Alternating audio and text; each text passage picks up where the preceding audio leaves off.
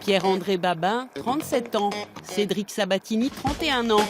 Sébastien Saulier, 30 ans.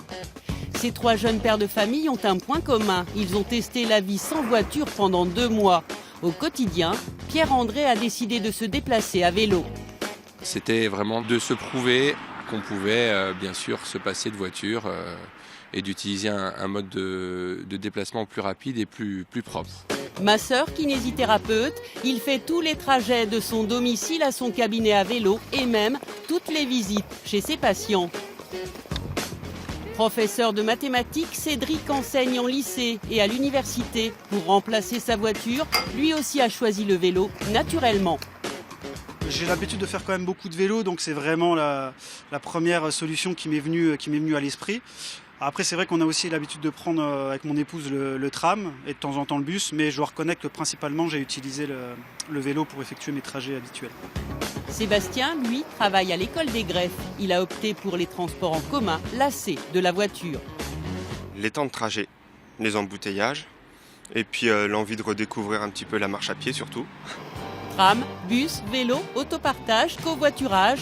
Les participants au défi sans voiture avaient le choix. Même l'assurance auto était prise en charge pendant l'opération. L'avantage simple, c'est que tout leur était offert en fait, pour leur permettre de tester pendant ces 2 mois et de changer leur habitude progressivement. Et à la fin de l'aventure sans voiture, pour Pierre-André, le bilan est largement positif. À pédaler, il a perdu quelques kilos, mais surtout beaucoup gagné. Du temps, peut-être moins de stress, voilà, et puis je suis moins en retard chez les patients, voilà, et je prends plus de procès-verbal pour stationnement non réglé ou sur les trottoirs. Même enthousiasme pour Cédric qui, malgré la pluie parfois et le froid, a complètement oublié sa voiture. À aucun moment on a ressenti l'envie de l'utiliser, donc non, c'était vraiment positif. Au niveau du bilan, j'aimerais bien rajouter aussi qu'en termes de temps, au niveau des trajets, c'était quand même beaucoup plus rapide de faire mes trajets habituels en vélo qu'en voiture.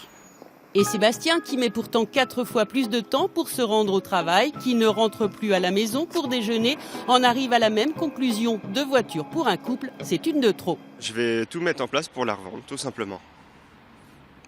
Dès samedi, je pense la mettre en vente dès que possible. Il faudra d'abord aller la récupérer, cette voiture. Depuis 2 mois, les véhicules des 30 participants sont immobilisés dans ce parking pour que leurs propriétaires ne soient pas tentés de les utiliser et leur préfèrent d'autres modes de transport.